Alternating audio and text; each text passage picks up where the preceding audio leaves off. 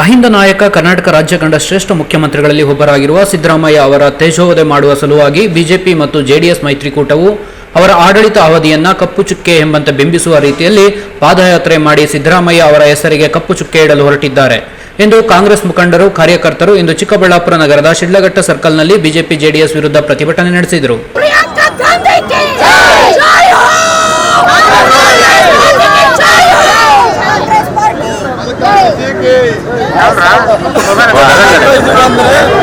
ಕೇಂದ್ರದಲ್ಲಿ ರಾಜ್ಯ ಸಂಸದರು 1983ರಿಂದ ಶಾಸಕರಾಗಿ, ಸಚಿವರಾಗಿ, ಉಪಮುಖ್ಯಮಂತ್ರಿಯಾಗಿ 2 ಬಾರಿ ಪೂರ್ಣ ಪ್ರಮಾಣದ ಮುಖ್ಯಮಂತ್ರಿಯಾಗಿ ತಮ್ಮ ಕೆಲಸವನ್ನ ಯಾವುದೇ ಕಪ್ಪು ಚುಕ್ಕೆ ಇಲ್ಲದೆ ಭ್ರಷ್ಟರಹಿತ ಆಡಳಿತವನ್ನು ಕೊಟ್ಟಂತಹ ಧೀಮಂತ ಹಿಂದುಳಿದ ನಾಯಕ ಸಿದ್ದರಾಮಯ್ಯ ಅವರ ರಾಜಕೀಯ ವರ್ಚಸ್ಸನ್ನ ಸಹಿಸದ ವಿರೋಧ ಪಕ್ಷಗಳು ಕೇಂದ್ರದ ರಾಜಕೀಯ ಕುತಂತ್ರಗಳಿಂದ ಬಲವಂತವಾಗಿ ಕರ್ನಾಟಕದ ರಾಜ್ಯಪಾಲರ ಮುಖಾಂತರ ಸಿದ್ದರಾಮಯ್ಯ ಅವರಿಗೆ ಷಡ್ಯಂತರವನ್ನ ಮಾಡಿ ಇಲ್ಲಸಲ್ಲದ ಆರೋಪಗಳನ್ನು ಮಾಡುತ್ತಾ ಯಾವುದೇ ದಾಖಲೆಗಳನ್ನು ಆಧಾರವಾಗಿ ಇಟ್ಟುಕೊಳ್ಳದೆ ತಮ್ಮ ಪಕ್ಷಗಳಲ್ಲಿ ನಡೆಯುತ್ತಿರುವಂತಹ ಅವ್ಯವಹಾರ ಮತ್ತು ಭ್ರಷ್ಟಾಚಾರವನ್ನು ಮುಚ್ಚು ಹಾಕುವ ಸಲುವಾಗಿ ಸಿದ್ದರಾಮಯ್ಯ ವಿರುದ್ಧ ಹಗರಣಗಳನ್ನು ಹೊರಿಸಲು ಮುಂದಾಗಿರುವಂತಹ ವಿರೋಧ ಪಕ್ಷಗಳಿಗೆ ಇದೇ ಎಚ್ಚರಿಕೆ ಗಂಟೆಯಾಗಬೇಕು ಎಂದು ಚಿಕ್ಕಬಳ್ಳಾಪುರದಲ್ಲಿ ಕಾಂಗ್ರೆಸ್ ಹಿರಿಯ ನಾಯಕ ರಾಜಕಾಂತ್ ಎಚ್ಚರಿಕೆ ನೀಡಿದರು.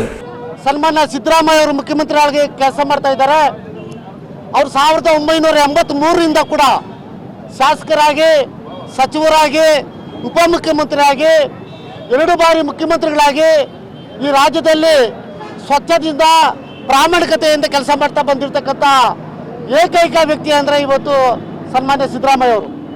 ಅಂಥ ವ್ಯಕ್ತಿಯನ್ನು ಇವತ್ತು ಯಾವುದೇ ಕಪ್ಪು ಚುಕ್ಕೆ ಇಲ್ದಿರ್ತಕ್ಕಂಥ ವ್ಯಕ್ತಿಯನ್ನು ಏನಾದರೂ ಮಾಡಿ ಅವರು ಮುಖ್ಯಮಂತ್ರಿ ಸ್ಥಾನದಿಂದ ಇಳಿಸಬೇಕು, ಕಾಂಗ್ರೆಸ್ ಸರ್ಕಾರವನ್ನು ಈ ರಾಜ್ಯದಿಂದ ಪತನಗೊಳಿಸ್ತಕ್ಕಂಥ ಒಂದು ಪ್ರಯತ್ನ ಆಗಬೇಕು ಅಂತಕ್ಕಂಥ ದೃಷ್ಟಿಯಿಂದ ಇವತ್ತು ಬಿಜೆಪಿ ಸರ್ಕಾರ ಮತ್ತು ಜೆಡಿಎಸ್ ಎರಡೂ ಕೂಡ ಇವತ್ತು ಕೇಂದ್ರ ಸರ್ಕಾರ ಇದಕ್ಕೆ ದೊಡ್ಡ ಹುನ್ನಾರವನ್ನು ಮಾಡಿ ಇವತ್ತು ನಮ್ಮ ರಾಜ್ಯದ ರಾಜ್ಯಪಾಲರನ್ನು ಕೇಂದ್ರಕ್ಕೆ ಕರೆಸಿಕೊಂಡು ಅವ್ರಿಗೆ ಇಲ್ಲ ಸಲ್ಲದ ಎಲ್ಲ ಕೂಡ ಅಪಪ್ರಚಾರವನ್ನು ಮಾಡುವಂಥ ರೀತಿಯಲ್ಲಿ ಇವತ್ತು ಪ್ರಾಸಿಕ್ಯೂಷನ್ ಮಾಡೋದಕ್ಕೆ ಒಂದು ವ್ಯವಸ್ಥೆಯನ್ನು ಮಾಡೋಕ್ಕೆ ಒಂದು ಪ್ರಯತ್ನ ಮಾಡ್ತಾ ಇದ್ದಾರೆ.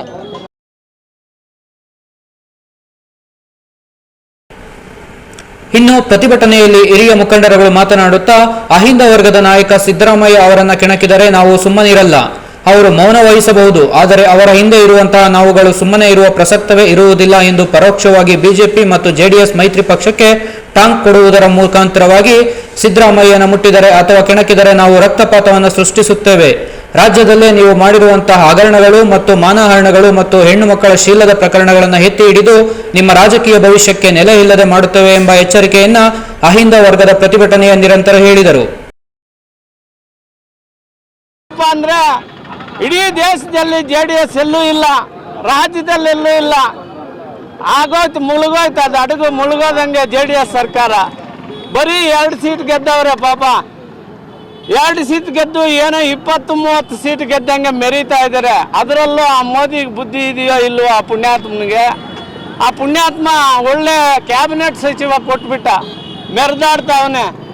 ಮೆರೆದಾಡ್ಬಿಟ್ಟು ಅವರಣ್ಣ ಅವ್ರ ಮಕ್ಕಳು ಜೈಲಲ್ಲಿದ್ದರೆ ನನ್ನ ಕುಟುಂಬದವರೇ ಇಲ್ಲ ಅಲ್ಲ ಅಂತ ಸ್ಟೇಟ್ಮೆಂಟ್ ಕೊಟ್ಟರು. ನಾಚಿಕೆ ಆಗಬೇಕು. ಒಬ್ಬ ತಂದೆ ಹುಟ್ಟಿದಂಥ ಮಕ್ಕಳನ್ನು ನಾವೆಲ್ಲ ಅಣ್ಣ ತಮ್ಮಂದರಾಗಿ ನನಗೆ ಸಂಬಂಧ ಇಲ್ಲ, ರೇವಣ್ಣ ಬೇರೆ ನಾನೇ ಬೇರೆ ಅಂತಾನೆ.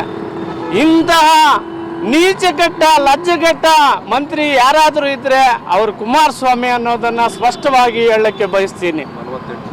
ಮತ್ತೊಂದು ಮೂಢ ಹಗರಣದಲ್ಲಿ ಮೈಸೂರಿನಲ್ಲಿ, ಇದೇ ಮೂಢಾದಲ್ಲಿ ಮೈಸೂರಿನಲ್ಲಿ ಇವಾಗ ಏನು ಸಿದ್ದರಾಮಯ್ಯನ ವಿರುದ್ಧ ಪ್ರಸ್ತಾಪ ಮಾಡ್ತಾ ಇದ್ದಾರೆ. ಕುರುಬ ಸಂಘದ ಜಿಲ್ಲಾಧ್ಯಕ್ಷ ನಾಗರಾಜ್ ಮಾತನಾಡುತ್ತಾ ಅಹಿಂದ ವರ್ಗದ ನಾಯಕನನ್ನ ಮುಟ್ಟಿದರೆ ರಾಜ್ಯದಲ್ಲಿ ಅಲ್ಲೋಲ ಕಲ್ಲೋಲವನ್ನು ಎದುರಿಸಬೇಕಾಗುತ್ತದೆ ಹಾಗೂ ಕೇಂದ್ರದಲ್ಲಿಯೂ ತಮ್ಮ ಪಕ್ಷದ ವರ್ಚಸ್ಸನ್ನ ಕಳೆದುಕೊಳ್ಳಬೇಕಾಗುತ್ತದೆ.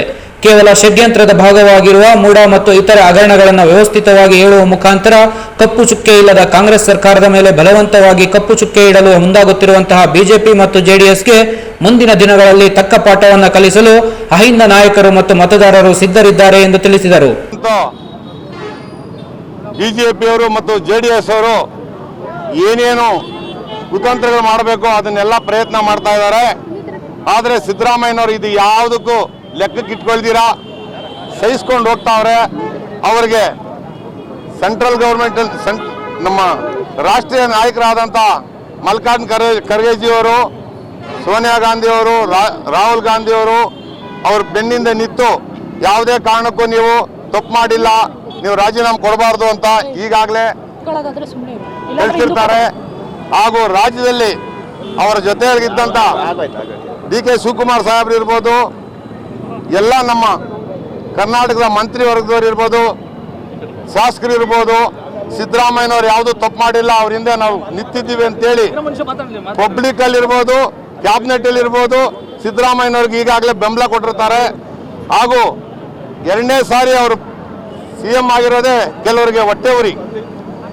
10 ವರ್ಷ ಇವ್ರು ಎಲ್ಲಿ ಬಗೆಹರಿಸ್ಬಿಡ್ತಾರೋ ಅಂತ ಏನಾದರೂ ಮಾಡಿ ತೆಗಿಬೇಕು ಅಂತೇಳಿ ಸೆಂಟ್ರಲ್ ಗೌರ್ಮೆಂಟ್ BJP ಭ್ರಷ್ಟ ಸರ್ಕಾರದ ಲೀಡರ್ಗಳಾದಂಥವರು ಇಲ್ಲಿ ರಾಜ್ಯಪಾಲರಿಗೆ ಅಲ್ಲಿಂದ ಕುಮ್ಮಕ್ಕು ಕೊಟ್ಟು ನೋಟಿಸನ್ನು ಕೊಟ್ಟಿರ್ತಾರೆ. ಅದನ್ನ ನೋಟಿಸ್ ಹಿಂಪಡಿದಿದ್ರೆ ಹಳ್ಳಿಯಿಂದ ಉದ್ರೇಕವಾಗಿ ಜನ ಎದ್ದು ಎಲ್ಲಿ ಸಿಕ್ಕಿದ್ರೆ ಅಲ್ಲಿ ಗಲಾಟೆ ಮಾಡೋಂಥ ಪರಿಸ್ಥಿತಿಗೆ ಬರುವಂಥ ಅವಕಾಶಗಳು ಇದೆ. ಇದನ್ನು ಎಚ್ಚೆತ್ಕೊಳ್ಬೇಕು BJP ಅವರು ಹಾಗೂ JDS ಅವರು. BJP ಅವರು ಮಾಡಿರೋಂಥ ಭ್ರಷ್ಟಾಚಾರಗಳು ಯಾರು ಇನ್ನು ಮಾಡೋಕ್ಕಾಗಲ್ಲ, ಮಾಡೋದು ಇಲ್ಲ, ಅಷ್ಟು ಮಾಡಿದ್ದಾರೆ ಅವರು. ಕಪ್ಪು ಚುಕ್ಕೆಯನ್ನು ತರ್ತಕ್ಕಂಥ ಏನು ಭ್ರಷ್ಟ BJP ಮತ್ತು JDS ಮುಖಂಡರಿಗೆ ಕಾರ್ಯಕರ್ತರಿಗೆ ಹೇಳಕ್ಕೆ ಇಷ್ಟಪಡ್ತೀನಿ.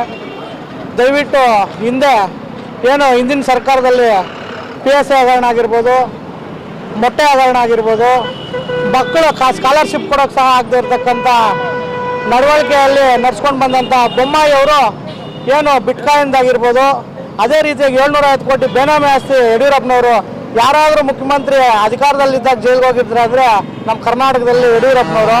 ದಯವಿಟ್ಟು ವಿಜೇಂದ್ರ ಅವರೇ, ನೀವೊಂದು ಕೆಣಕ್ತಾ ಇರೋದು ಯಾರು ಅಂತೇಳಿ ಅರ್ಥ ಮಾಡ್ಕೊಳ್ಳಿ. ಒಬ್ಬ ಅಹಿಂದ ನಾಯಕನ ಕೆಣಕ್ತಾ ಇದ್ದೀರಿ. ನಮ್ಮ ಸಿದ್ದರಾಮಯ್ಯ ಅವರು ಮೌನಯುತ ಆಗಿರ್ಬೋದೇನೋ, ಆದರೆ ಹಿಂದೆ ಇರ್ತಕ್ಕಂಥ ಬೆಂಬಲಿಗರು ಯಾವುದೇ ಕಾರಣಕ್ಕೂ ಸುಮ್ಮನೆ ಇರೋದಿಲ್ಲ ಅಂತ ಹೇಳೋದಕ್ಕೆ ವಿಜೇಂದ್ರ ಅವರಿಗೆ ಎಚ್ಚರಿಕೆ ಕೊಡ್ತಾ ಇದ್ದೀನಿ.